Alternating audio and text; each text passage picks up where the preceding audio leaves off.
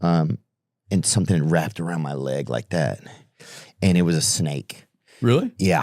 And I was like, oh my God, I couldn't move. I was so scared. I'd never seen a snake outside.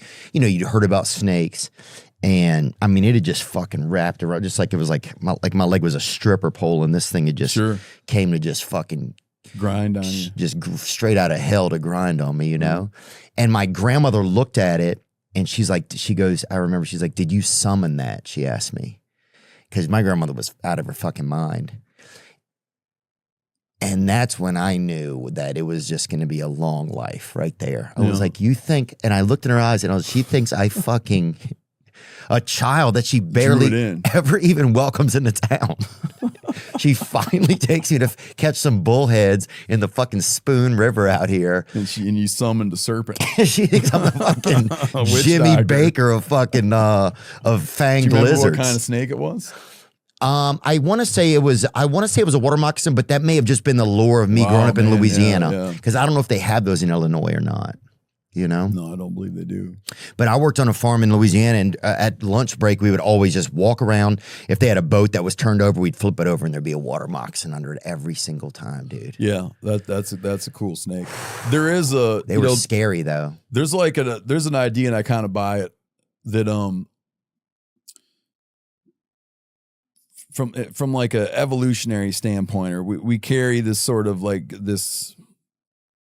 I want to preface this by saying I'm not a geneticist. Okay. We carry, despite your impressions, I'm not a geneticist, but that we carry with us this innate, let's say this sort of genetic marker or whatever, this innate fear of serpents. Yes. Do you know what I'm saying? Like it does you well. It does you well to be like standoff. You follow me? 100%. Yeah. Oh, dude, I think anybody would be creeped out. There's nothing. There's something so. Why are we so scared of snakes? Do you know? I want to look. Let's look that up a little bit. There's a bunch of venomous snakes. But it feels, dude, when you see. Oh, they're not right, man. And it feels so foreign. Oh, I will say this: we interviewed this blind girl one time, right?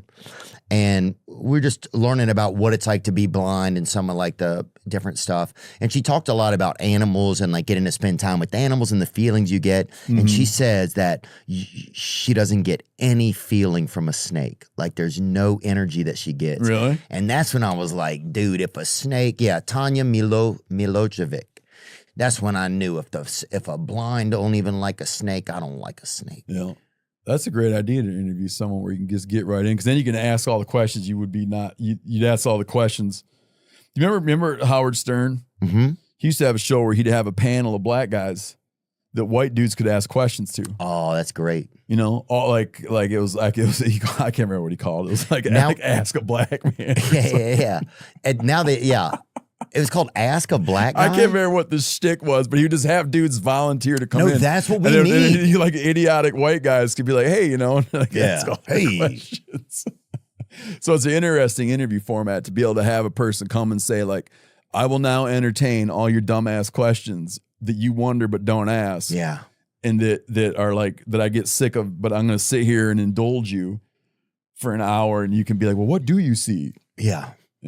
Yeah, she said that a lot of it was like memorizing patterns, like when you're going somewhere, like the more you go there, the easier it is. Like she said a lot of times it felt like she was playing like a video game in her head, like just remembering, like almost as if you're like controlling somebody through a video game, that's kind of how she would like guide herself. I thought it was pretty interesting. I should do it again soon. No, that's a really good interview deal, because she probably, like, generally going about her life, probably can't stand people staring at her, wondering shit, asking her the same dumb shit over. Yeah. So to be like, I'm just going to sit here and just do it. Yeah, it was great. Like, hit me with it. Hit me with it. Have you ever taken a blind person on one of your hunts before? I know you. No, man, but it's a thing. It's a thing, and I had a blind hunter on my podcast one time. Wow. To talk about what the experience was, and I had a blind person on. And what do they? Because they're just, they got to feel like there's no chance when they shoot, right?